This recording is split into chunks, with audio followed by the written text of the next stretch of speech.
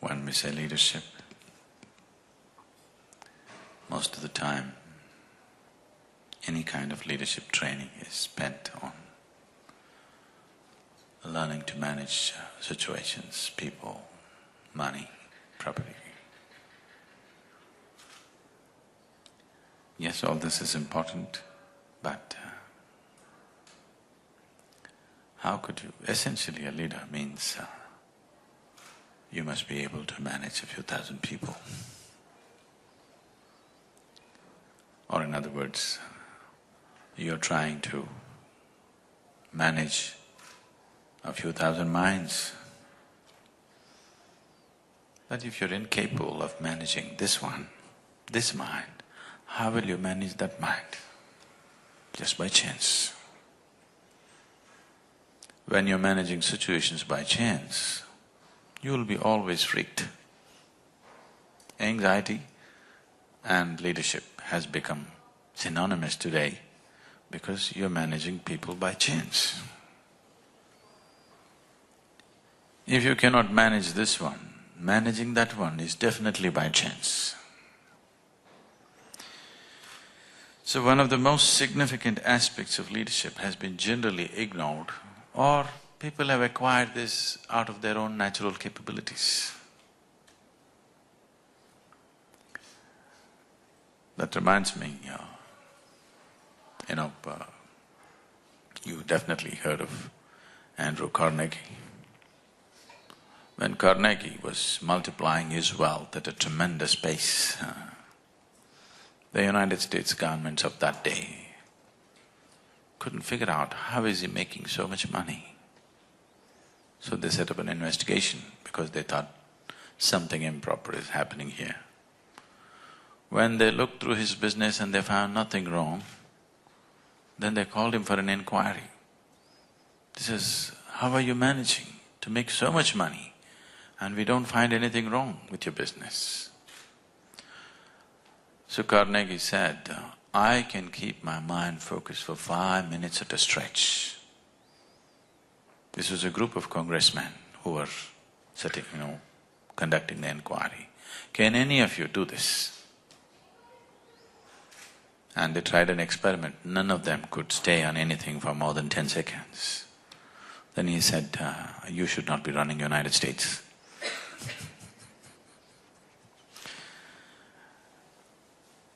Because if you do not know how to manage this one, managing the rest is always going to be accidental. When you do things accidentally, being anxious is very natural. And today we have enough medical evidence to prove that if you're not in a very pleasant state of mind, then your body and your mind will never function at its optimal level. There is substantial medical evidence towards this. Only when you're very peaceful and blissful, your body and your mind works at its best. And your success in this world is just this. To what extent can you harness the capabilities of this physical body and this mind? That's all success is. It doesn't matter what is the nature of your activity, that's all it is. Is it so? And the most fundamental and the basic requirement to make your body and mind work properly, sensibly, in the highest possible way is that if you sit here, you must be in a state of pleasantness within you. If I ask you the simple question, how many of you in these many years of living have had a 24-hour stretch, that is one single full day, where you did not have a single moment of irritation, agitation, anger, anxiety, stress, nothing. You just passed through it blissfully. How many? Very few people can say yes to this. Not just here, in the whole world, unfortunately. In all these years of living, not even a single day happened the way you want it. Not outside, within yourself. If your body and your mind took instructions from you, how would you keep it? Pleasant or unpleasant? Let me know your choices. How would you keep it? For yourself I'm saying, I'm not talking about your neighbor. You may have other intentions for him, but for this one, pleasantness, isn't it so? Yes or no?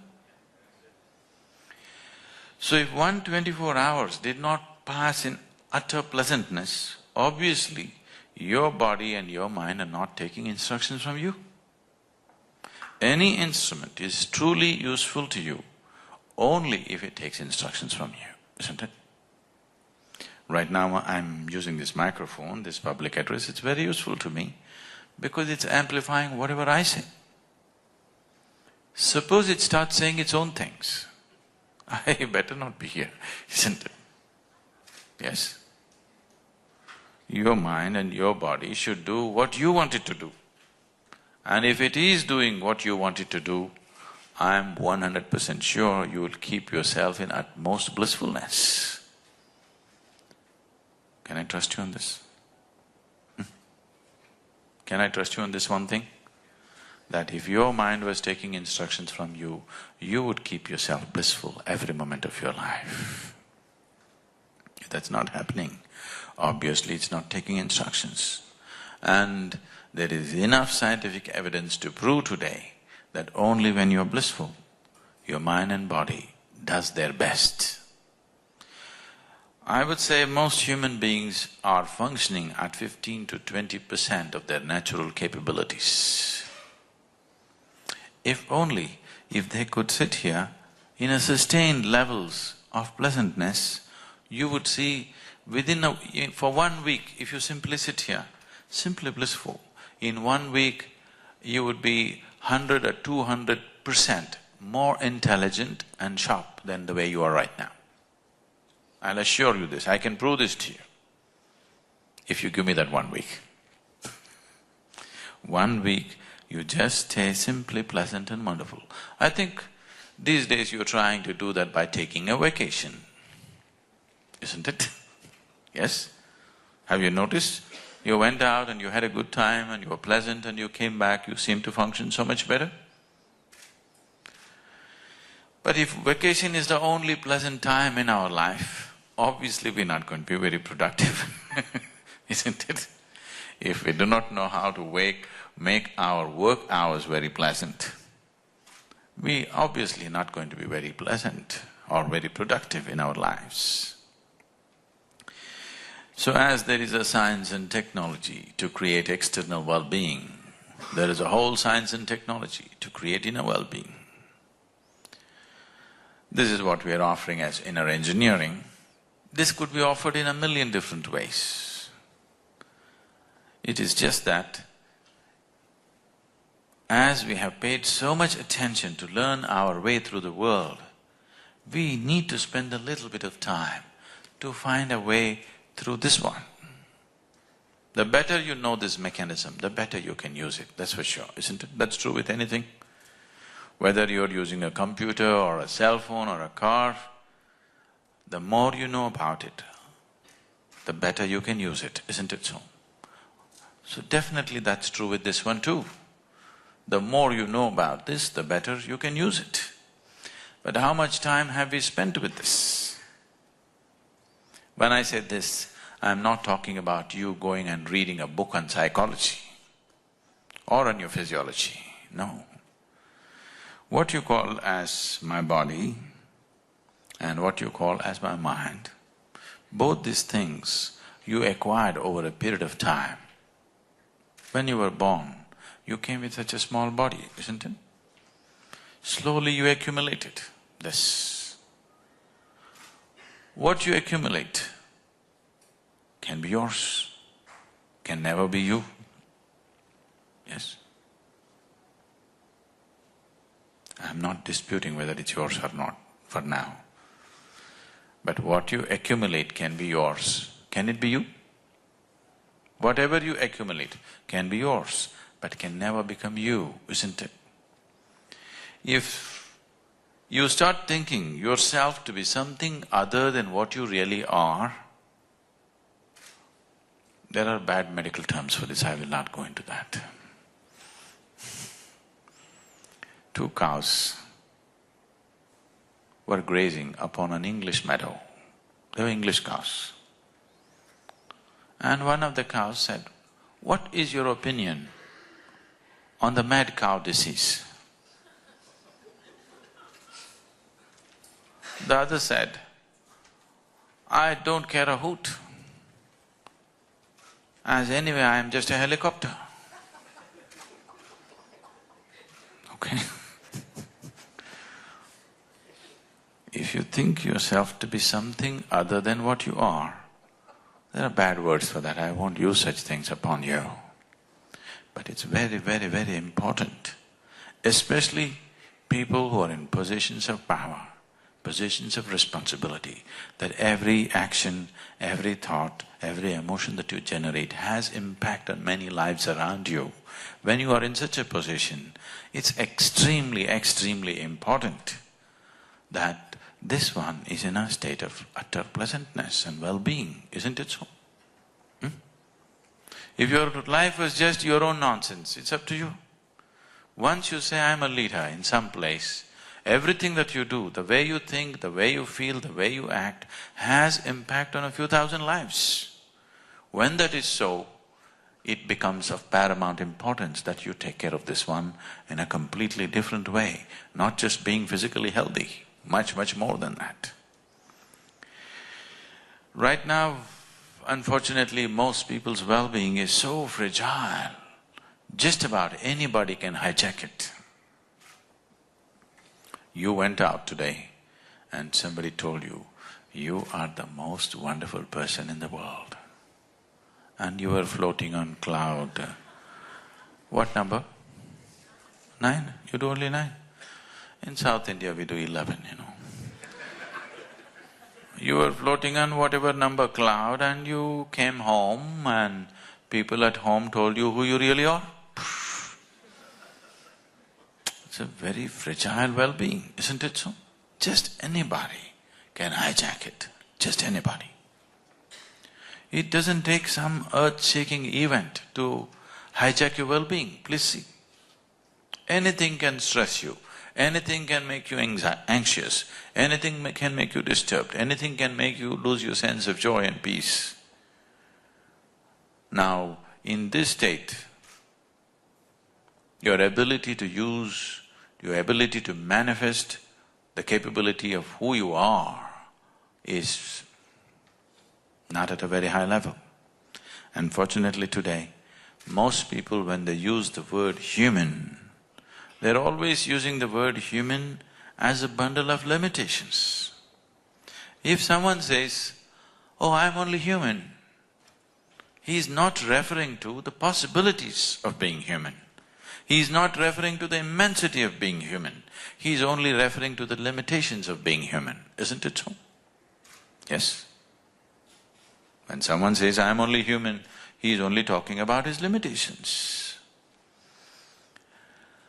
These limitations have become significant mainly because of the kind of identities that one takes on, and above all, because even this one is not happening the way you want him to be.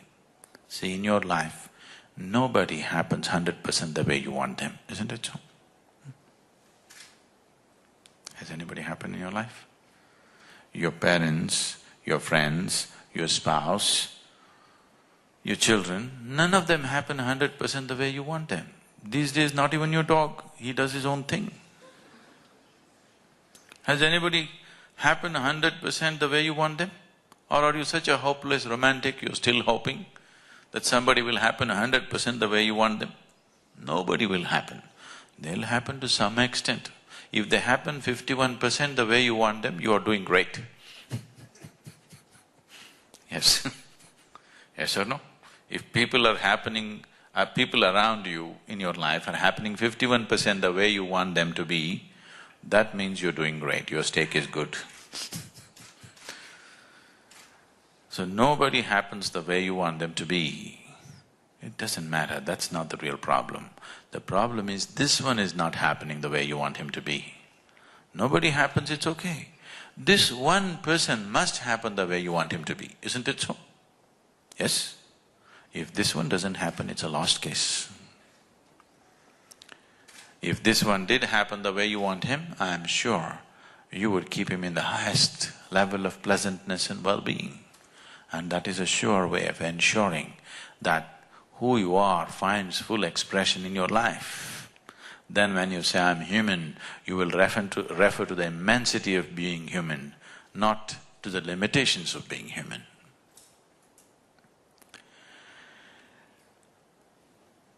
It is just that when it comes to the outside, we have understood. There was a time, whenever you get onto your plane today, do you tell prayers?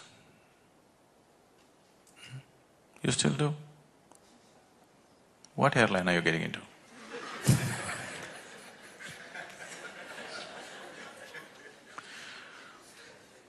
Not anymore, isn't it? You just go, because you know the airplane is well taken care of, the pilot is well trained and everything that needs to be done has been done, and the chances of you crashing are 1 in a million. Isn't it so? The chances of you getting killed crossing a street is much more than crashing your plane.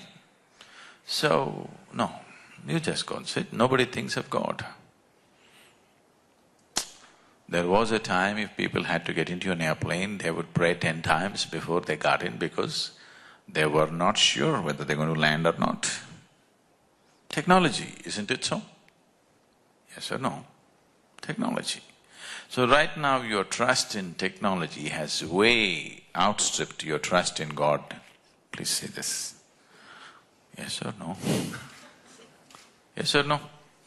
Is anybody still trying the carpet? Somebody was just asking me now, I said, right now I flew on a silk carpet and came from India, you know. It's funny why they named an airplane Silk.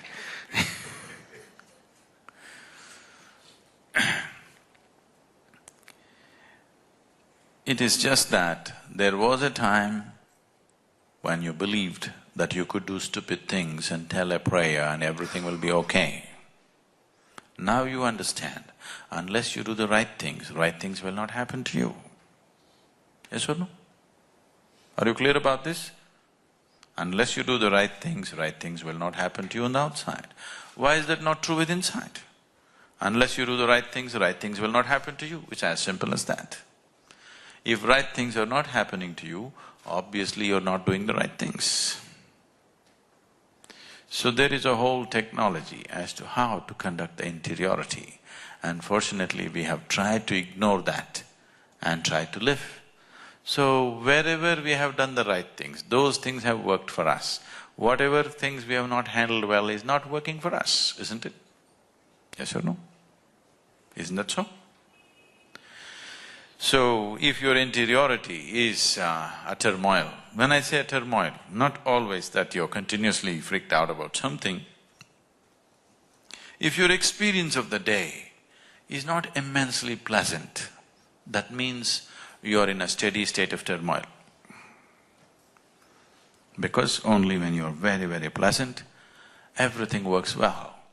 70% of the ailment on the planet will disappear if people were just simply blissful and happy. This I'm not saying offhand, there is substantial scientific evidence to prove this. So whether we have become medically sick or not, one way or the other, if we are causing unpleasantness, we are sick. If we are causing unpleasantness to this one, we are sick. If I cause unpleasantness to you, you think I'm sick, isn't it so? Yes? If I simply cause unpleasantness to you every day, won't you think I'm sick? So if I'm causing it to this one, am I not sick? Maybe nobody is complaining, but it is a kind of sickness, isn't it? So, this needs to be approached as a science too. It is very, very important, the inner well-being also has to be approached in a scientific way. and it has been done this way for thousands of years, but it's always been so, just a small segment of people made use of this.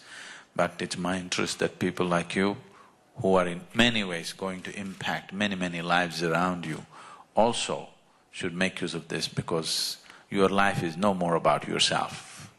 Once you have taken a position of responsibility, once you have taken a position of power, your life is no more about yourself. Everything that you do has something to do with somebody. Every thought, every emotion, every action has something to do with somebody, isn't it? So, this is too brief a time to do anything more, but if you have questions, any kind of question, we will look at it. Any kind of question.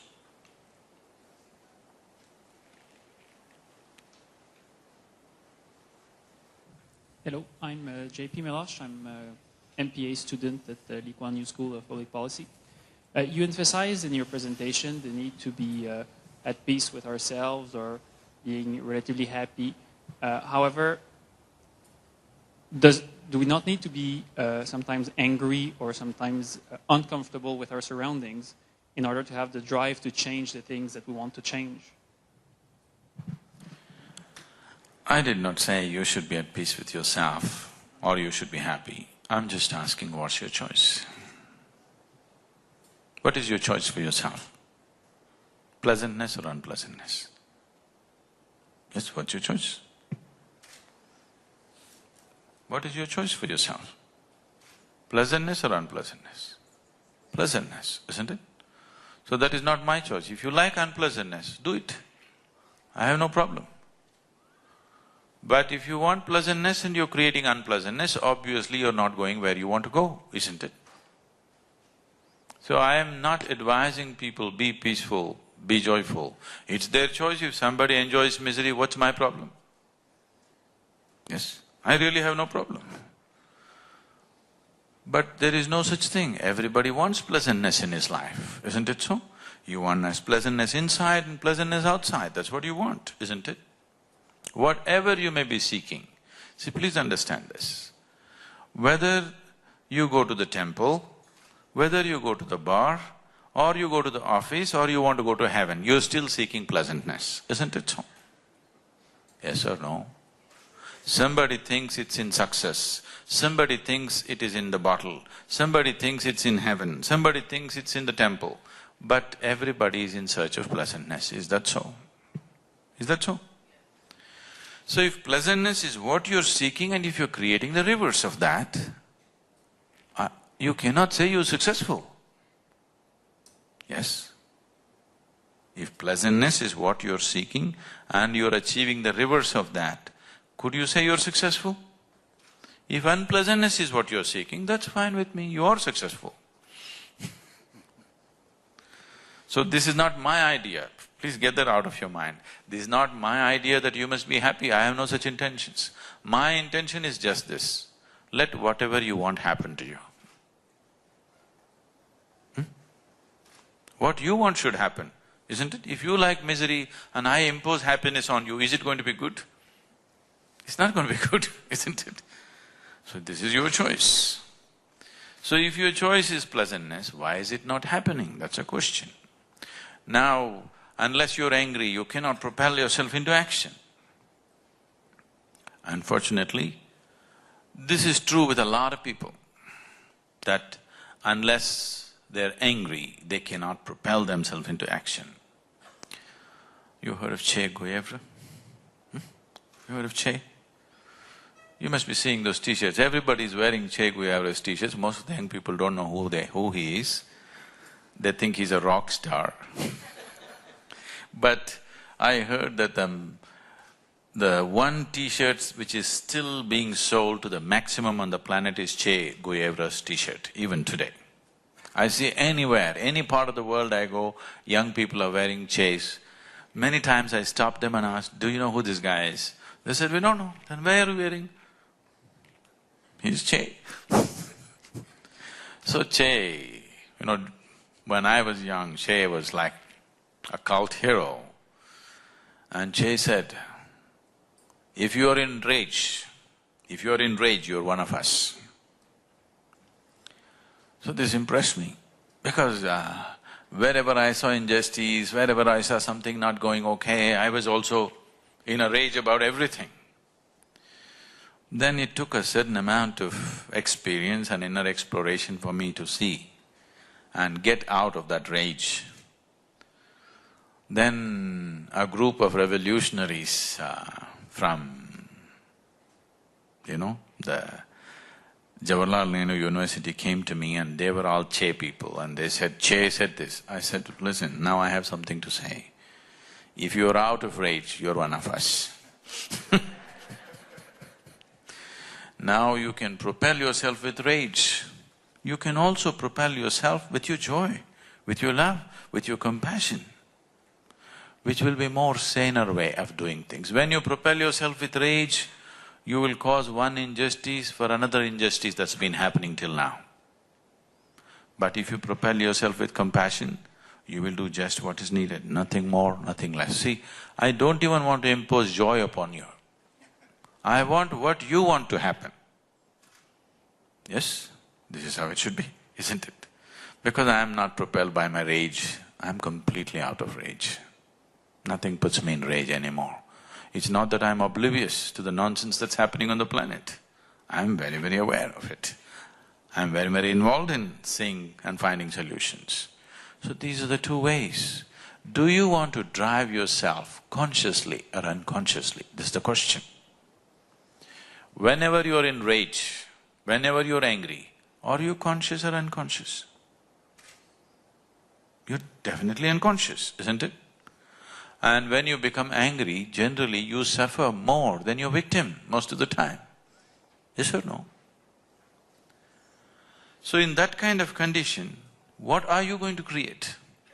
Once in a way, corrective measures may happen because somebody is angry, but that is not the way to do things. In a balanced, sane way, you can correct things, isn't it? The reason why the first injustice has happened also is because somebody is in rage and you're trying to correct it with another rage. Let's say a crime happens on the street. Out of greed or anger, a crime happens. Now you get angry and try to correct it. You are also committing another crime, probably a larger one usually. You can correct that out of simple, sheer sense, out of your humanity. Just now, like about 6 days ago, I was speaking to a group of people and they introduced me as humanitarian. I said, what's this? I have heard of vegetarians, non-vegetarians, and what is this humanitarian, what are you trying to say? No, you're doing a lot of humane activity. I said, it's a shame that we have to teach human beings to be human. Isn't it so? We're making an effort to teach human beings to be human as if they were some monkeys. If you try to teach a monkey to do what a human being can do, that's an achievement. You teach a human being to be like a human being, this is not an achievement. But right now in this world it looks that way because lot of people have taken on different positions. Because they have become Indians, they have become Pakistanis, they have become Singaporeans, they have become Hindus, they have become Muslims. You have to look for a human being, where are they? Very hard to find them. If you just sat here as a human being, to resonate with other life around you would be very, very natural. If you get identified with something that you're not, then it all gets narrowed down. Some things will happen, yes, you can fight a war, you can do certain things, you can do certain things forcefully, yes. But if you want true well-being in the world, first thing is you have to resonate here as life, because you are life, isn't it? I don't have to teach you that you are life. You are life. If you resonate and throb as life, you will know how to be a wonderful piece of life, which you are. But right now, we are trying to find patchy ways of doing things simply because somebody did something in anger and it worked at a certain time. That doesn't mean that's the way to correct everything, isn't it so? It's unfortunate if a human being cannot be propelled into action out of his love, out of his joy, out of his compassion. You tell me one thing, on a certain day you're unhappy and angry, on another day you're very happy. Which day are you willing to be more active?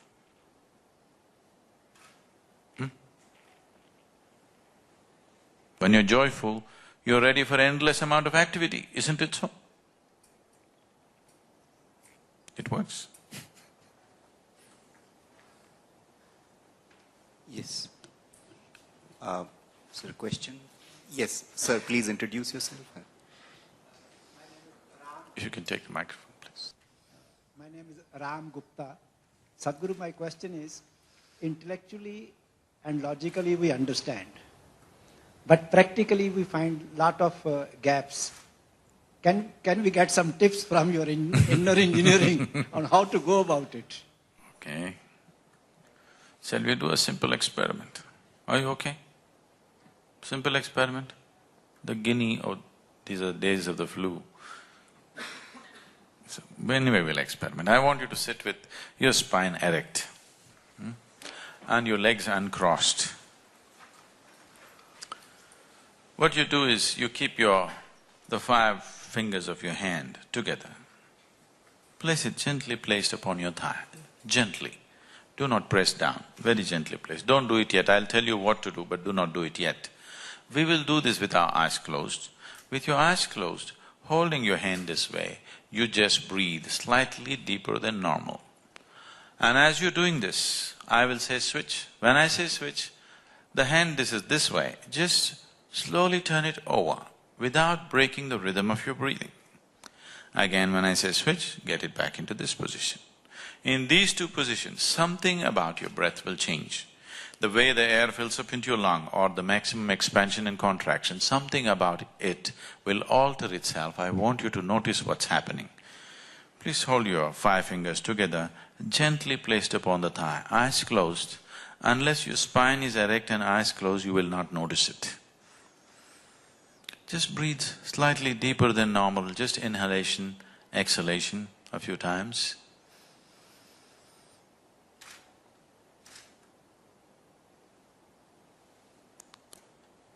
Switch.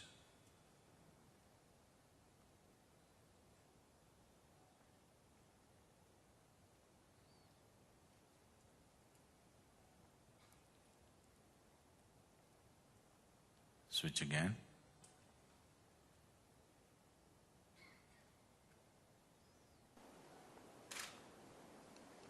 Please open your eyes. Do you notice some change in your breath? Can someone say what? When it's this way, where is the maximum expansion? Could you notice that? Where is this? Deeper in one of them. Okay. What's happening, I will tell you. Just do one breath and you will notice this. When you hold the palm facing down, the maximum expansion and contraction is in the lower lobe of the lung, so you notice it in the diaphragm region. If you turn this around, it is shifting to the middle lobe of the lung, so you notice it higher up in the chest. Just take one breath and see, you will notice this.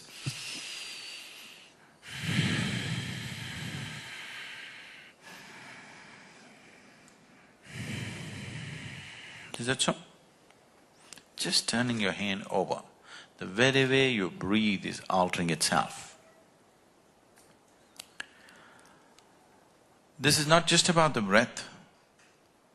The very fundamental life energies in the system are altering itself just because you turn your hand over. How many times in a day, unconsciously, are you… Now you keep on doing this, now you're setting your energies into your turmoil and hoping to be peaceful. Life doesn't work like that. This is like you got into your car, you don't know what these 2 pedals are. You just kick any one of them whenever you feel like it. You know what a jerky driver you will be?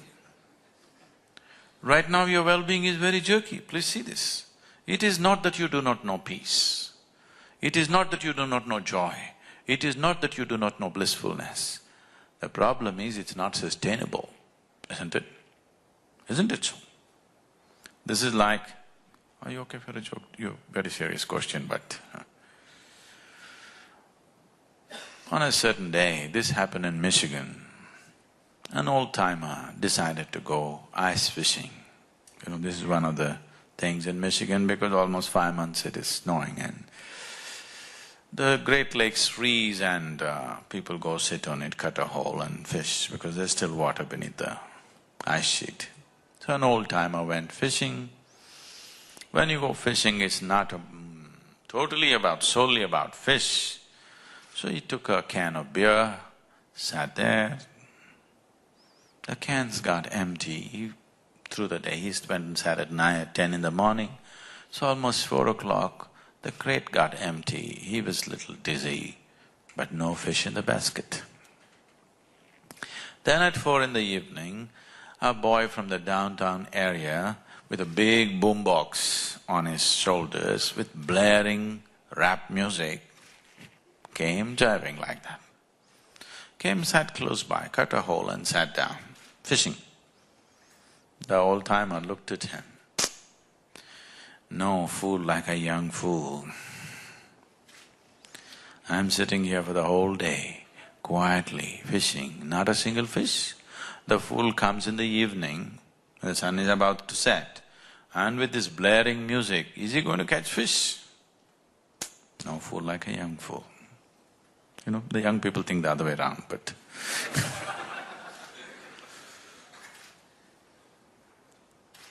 Then, within 10 minutes, to his amazement, the boy caught a big trout. He looked. Then he dismissed, okay, a flash in the pan, nonsense, and he focused on his fishing. In another 10 minutes, the boy landed one more trout. Now he couldn't ignore him. He sat there watching the boy. The boy was listening to blaring music, jiving, and like this. And in another 10 minutes he caught one more trout. Now he couldn't ignore this anymore. He kept his pride aside, slowly walked up to the boy and asked, see, I've been sitting here since morning. I haven't landed a single fish. You just came, in 30 minutes you got 3. What is the secret? The boy turned down the music a bit and said, roo-ra-ra-ra, roo-ra-ra-ruff. I said, what? The boy again repeated, roo-ra-ra-ra, roo-ra-ra-ruff. I said, I don't understand. He said, wait. And then he spat out a blob of something into his hands and said, you have to keep the worms warm.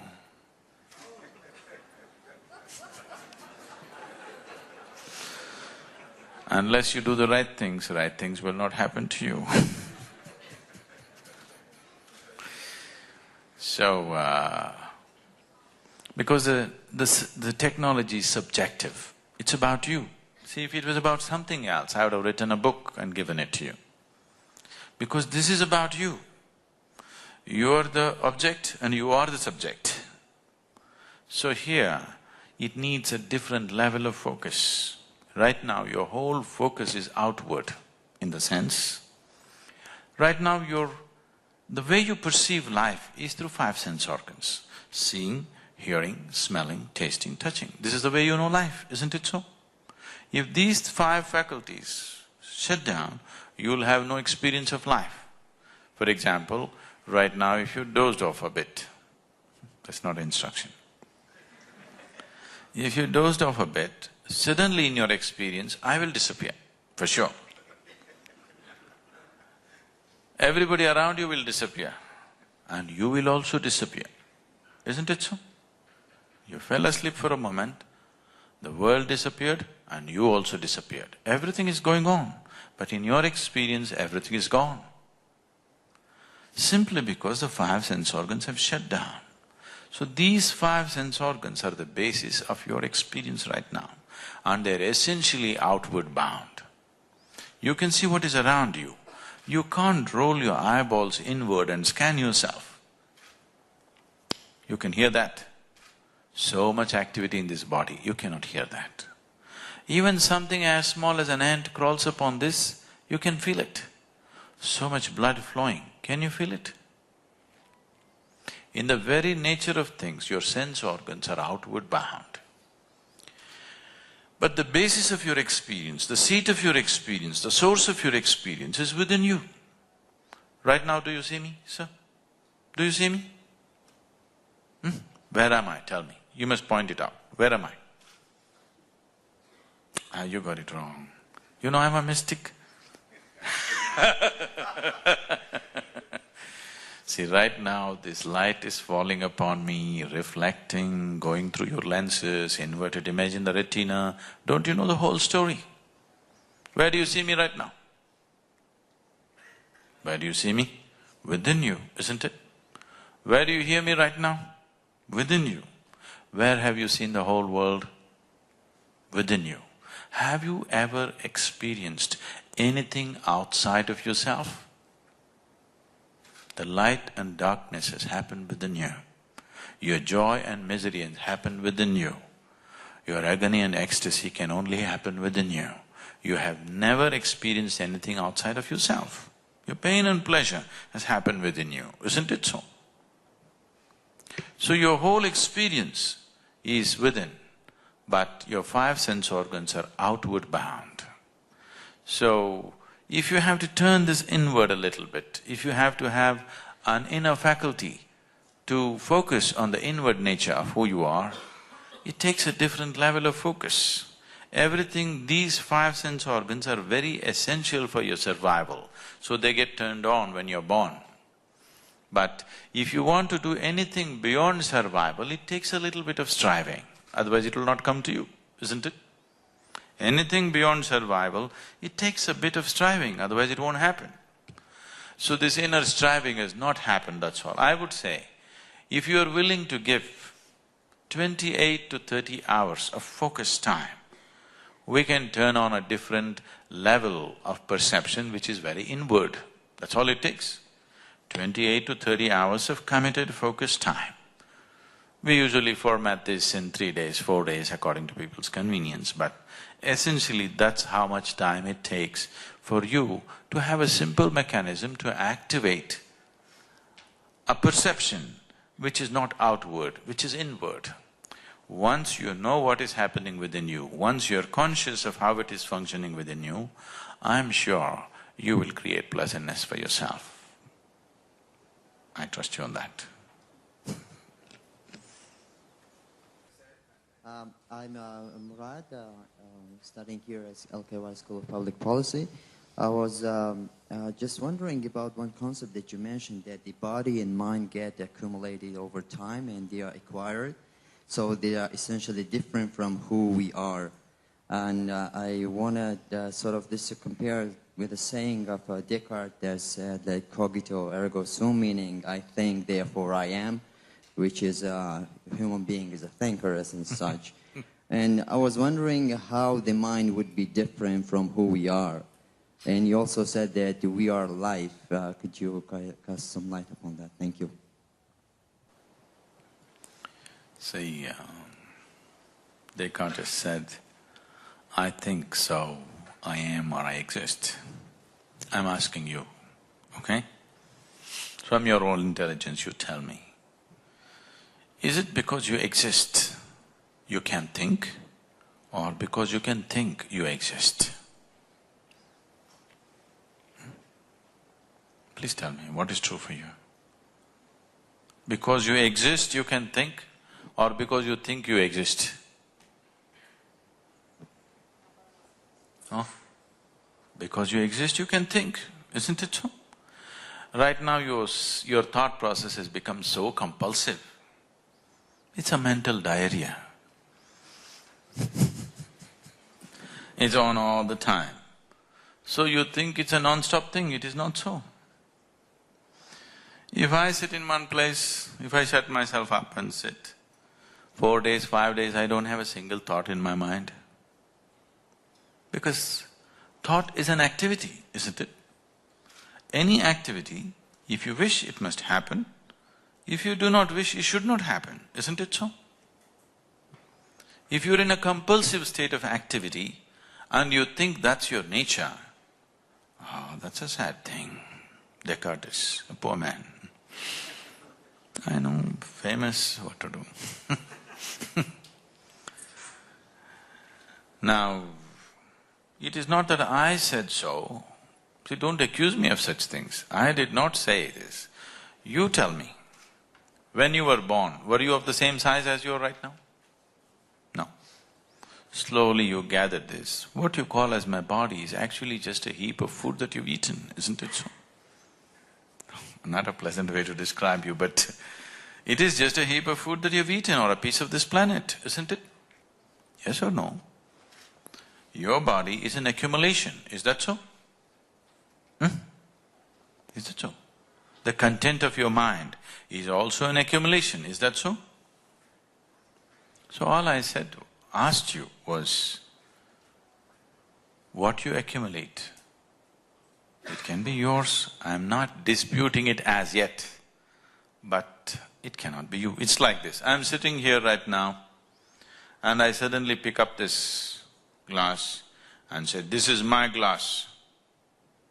Then you'll think, okay, Sadhguru has a problem, but it's okay, let's listen. People say he is wise, let's listen. After some time, I said, this is me. Then you'll say, let's go. Yes or no? Because now this is a serious problem.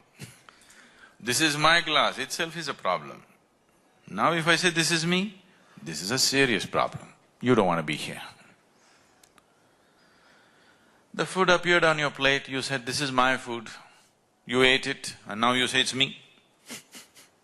This is a very serious problem. You need to address it. I didn't create this problem. You've been living with this problem for a long time. I feel it's time you resolve this. If you don't resolve this one problem, you're an endless problem. If you resolve this one problem, there is no other problem in life. There is only one problem in life, that's you. If you solve this, then there is no other problem, just situations. Some we can handle, some we cannot handle, that's all.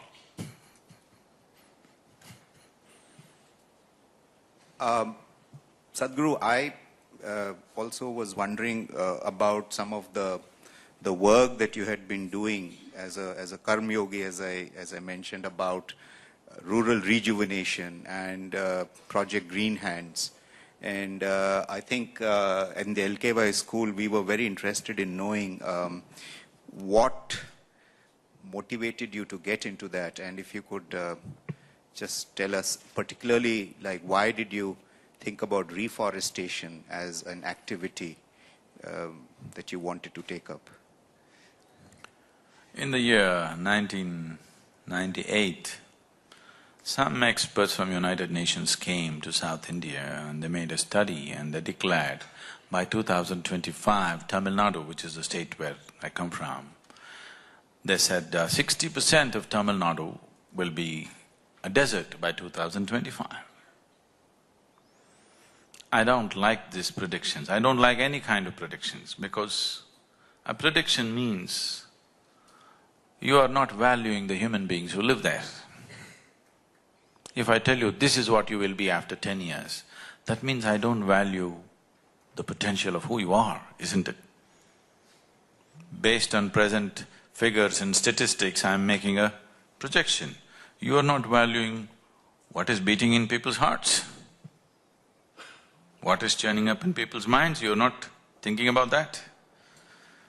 So this is a land, Tamil Nadu is a place, South India is a place where there are many farmers who take 4 crops in a year from the same land, nowhere else on the planet. You know, wherever I go, any part of the world I travel in, first thing I look at is what is their agriculture. They told me you have none here, but that's a smart thing.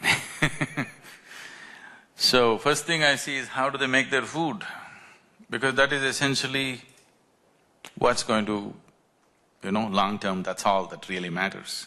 How do people make their food is a very important aspect. So, Tamil farmers have been taking 4 crops in a year, nowhere else on the planet, such a thing. Ingenious they are, with almost absolutely obsolete and non-existent infrastructure, okay? No infrastructure, simply man and land. pulling out 4 crops from the land is not a simple thing. They're quite ingenious. Now this land which have sustained us for thousands of generations, now is going to become a desert in a single generation. I didn't like the idea. So I've just drove around Tamil Nadu really looking at these people, just alarmist or is it real? Then I saw it is much more real than their figures. I didn't think it'll go to… my own estimation did not look like it'll go up to 2025. It looked like it's going to happen much faster because in those 15 years that I had noticed the area, 4 perennial rivers had gone dry. In Coimbatore city where we come from, I know very well 60 to 75 feet we were striking water with the tube wells. Now they're going 1400 feet. And whole areas are just going dry. People are actually leaving their villages where they've lived for generations and going away somewhere else. So when I saw this, okay, what can we do? Changing government policies, reversing global warming, all these things are not in our hands right now because it depends on so many aspects. One of the simplest things that you can do is put the green cover back. So, I saw that Tamil Nadu's green cover was 16% and the national aspiration is 33%. So we just made a simple calculation, what does it take to make it 33%? Then we saw if we plant 114 million trees in about 6 to 8 years' time, in 15 years' time we'll have 33% green cover. So we started this movement in 1998. I started planting trees in people's minds. It took 6 to 8 years. That's the most difficult place, you don't know. Now in the last 5 years, we've been transplanting this from people's head to the land. Okay? We planted little over 14 million trees in the last 4.5 years. And Tamil Nadu is the only place in the whole of Asia in the last 30 years where the green cover actually has gone up. So official figures are today, this January, the government announced that the green cover has gone up by 4.2% in 5 years' time. That's what the people did. All it took was just people's movement. No great investments, no great infrastructure, nothing, just people's movement. We convinced the farmers to plant 10% of their land into trees, fruit trees, any kind of tree. Just doing this much has happened. So another 100 million trees, people think it's big numbers. These are not big numbers. When I said 114 million trees, they said, oh, this is impossible, how can anybody do this? Then I asked them, actually I don't come from Tamil Nadu, I come from Karnataka. So I asked them, how many people are you? They said, we are 4 people in the house, 1 is on the way, something like this. I said, that's not it, how many Tamils are you? How many Tamil people? They said, we are about 60 million people. I said, 60 million people, all of you plant 1 tree today. Take care of it for 2 years and plant 1 more. You have 114 million trees going, much more than that. This is all it takes. Even a beggar on the street can plant 1 tree, he'll have an office for himself. He'll have an office building growing for himself in the next few years if he plants a tree, isn't it? That's a kind of very grassroots level movement we started and now it's picked up into huge momentum, huge. We have over 1400 nurseries now running in Tamil Nadu, generating millions of saplings, school children, all kinds of people. Most people you never thought would be involved in ecological movement, that kind of people. Now slowly the bigger guns are slowly beginning to move in the end. So this is not… for me this is not ecology. For me, my interest is just life. I'm not interested in ecology, I'm not interested in economy, I'm not interested in any damn thing.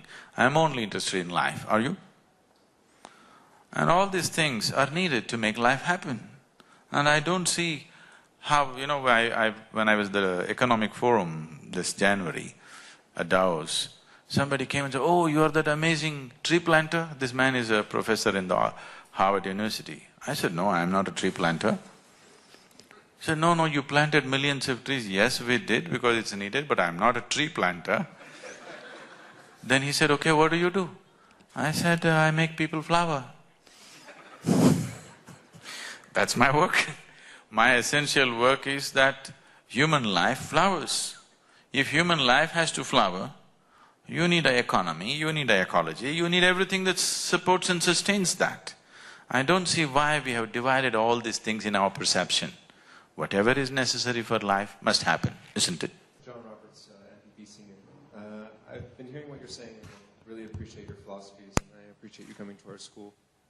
As a School of Public Policy and seeing the momentum that you've been able to turn in your projects, what recommendations do you have? Because you do have the ears, actually, of policymakers from throughout Southeast Asia. So I think somewhat related to your question, sir, is what do you recommend from a governmental perspective that we can do to help further bring about the things that you are saying here and that things that we all are agreeing with you, I believe?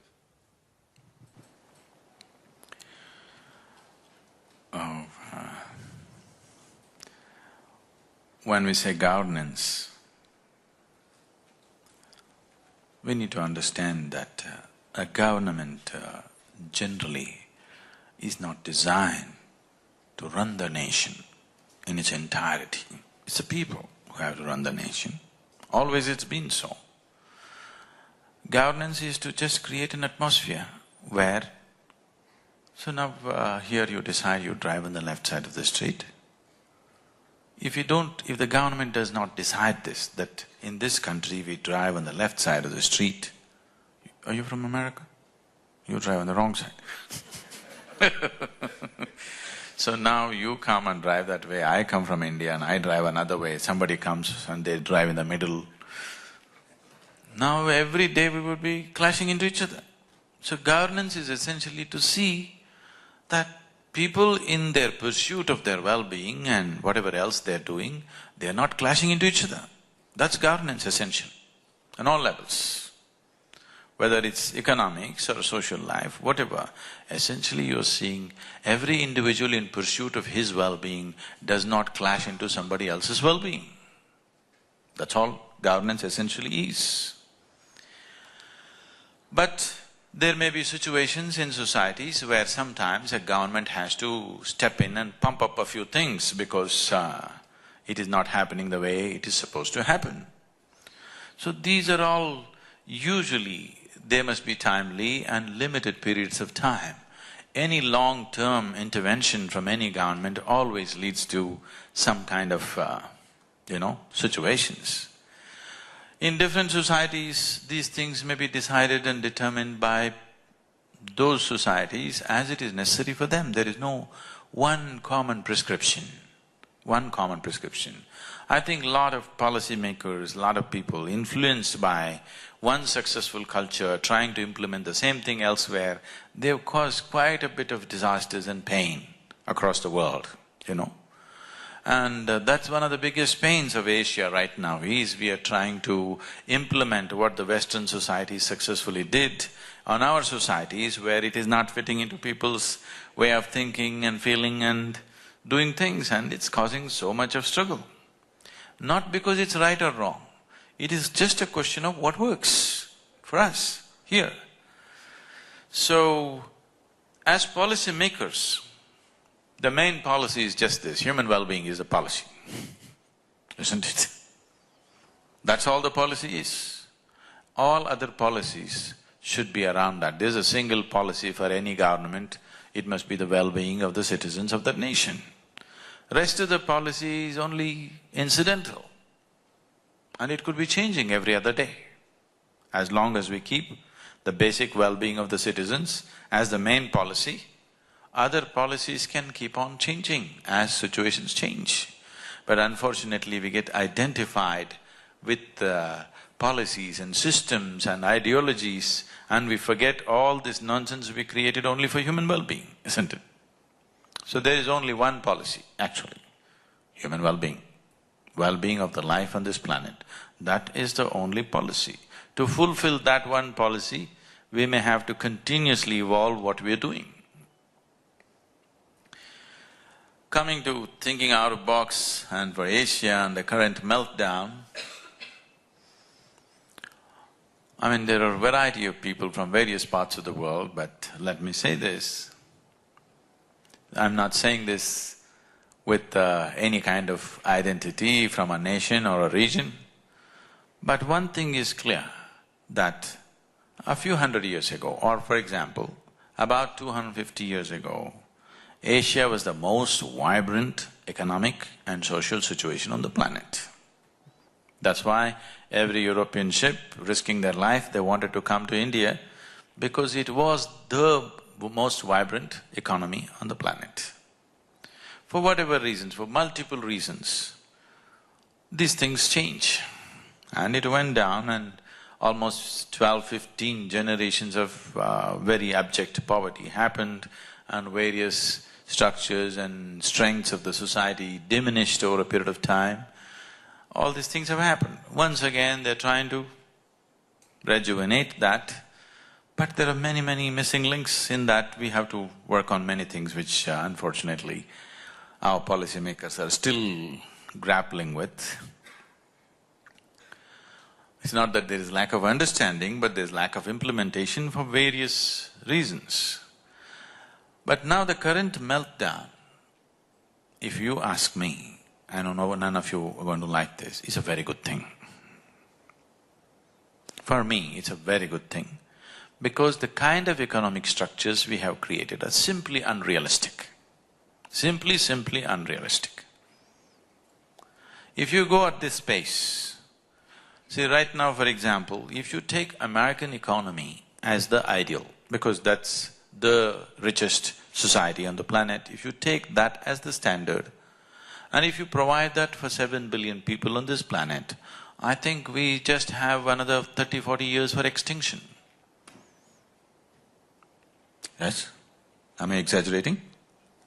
Am I exaggerating? There's only one man. So, somewhere we have to reinvent the way to run an economy, that it's not self-destructive in the process of creating prosperity. Prosperity at what cost is something we have to look at. So one thing is definitely to relook at the very idea of what is development. We really have to look at this. The very idea of prosperity is something we have to look at. Prosperity does not necessarily mean simply more and more, okay? Because there is no more and more. There is only this much. There is only one planet to live on. I know the ladies are planning to export the men to Mars and wherever else, but there's actually right now only one planet. There is no endless more, there is only that much. How? To generate well-being for everybody within this, we have to completely rethink our ideas of well-being, our ideas of prosperity, our ideas of success in the world. I think meltdown has brought that kind of thought process in the world to some extent. But once again, they're all getting hyped up because the share markets are moving up. Even large companies, I know I've been interacting with them very closely, very large companies, which are almost like small nations by themselves. In fact, their annual turnovers are bigger than the budgets of many nations. Even such companies, unfortunately, are still operating from quarterly balance sheet to quarterly balance sheet. This is a very poor way of looking at life. You want to be ahead in the next quarterly balance sheet, it's just very disturbing that leaders who are, when I go to Davos, I just look at these people, a little over 2,000 people, they control more than 80% of the world's economy. And they don't have to be desperate about the next quarterly balance sheet. That's not the way to look at life. It needs to be looked little more long-term. Beyond our life, we have to look at the well-being, isn't it? We are living here as if we are the last generation. It's not good. So the kind of well-being that we had known in this part of the world, in this region in the world, was of a totally different kind in the past. Only thing was the democratic process was missing to some extent. Other than that, generally people lived well. Even when monarchies were there, many of them were very gentle monarchies which handled things well, People were happy. That's all that ultimately matters. People were happy, that's all that matters. Not this system or that system. There's no ideal system on the planet. Who is managing the system? That's what makes the difference, isn't it? Yes? Any system can be made to work beautifully if the right kind of people are handling it. The wrong kind of people, you give it whatever great systems in their hands, they will ruin it. So, we need to first of all focus on producing the right kind of people who have a larger vision of life than a very narrow focus towards a very narrow goal, which is very, very destructive. So, meltdown is a good opportunity. One thing is to rethink many things, and also, no matter what you do, Asia never had a level playing field for various reasons. For the first time, there is a possibility that there could be a level playing field if you make use of this situation properly. Not against somebody, but if general well-being on the planet has to happen, there definitely needs to be a much more level playing field. Otherwise, it will just lead to continuous processes of exploitation which has been happening all the time. Initially it was Asia, now everybody's focus is on Africa. People are not interested in the African people. They are only interested in the African wealth. That's not a good way to approach any space. Because today it'll be on somebody, tomorrow it'll shift to somebody else, the focus. Yes? So our way of structuring economies in the world has to come… if you want to create a more gentler economies, more compassionate economies where every human being can find a way through it, not be rubbed down by it, it's very, very important that the public policy comes from a different level of understanding.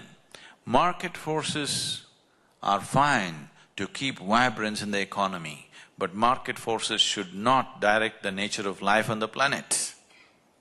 Because commercial forces should not direct the life on the planet, the nature of life on the planet. They are good only to keep vibrancy in activity, and that's all. But right now we are allowing the commercial forces to decide how people live.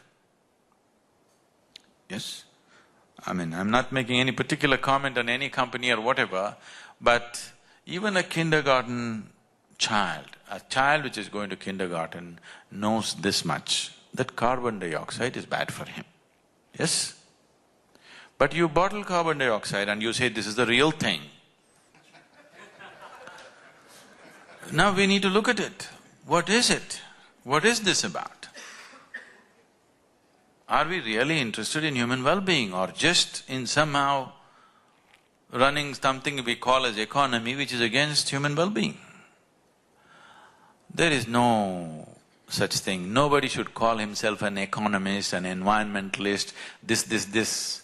Essentially, every human being should be focused towards how to create well-being for all life on this planet. That should be the fundamental policy. And this consciousness, if it doesn't arise on all levels, we will work towards our, diminishing human life on the planet, not for the well-being, because right now we are going about as if we are the last generation. It's a very irresponsible way to live. So this meltdown is a good time. People have time to think because they're out of their jobs, they're thinking, it's good. Welcome you all to… We have created a certain space in South India. We are in the middle of a rainforest, and this space was essentially structured, engineered for self-transformation. This is a very carefully crafted place just for this purpose, and we are open 7 days of the week and 365 days, and we are only 4 hours away from here. So someday, whenever it's possible for you, please make this trip and experience this space, because this is a very, very unique space created for self-transformation. This is something that everybody should experience. Thank you very much.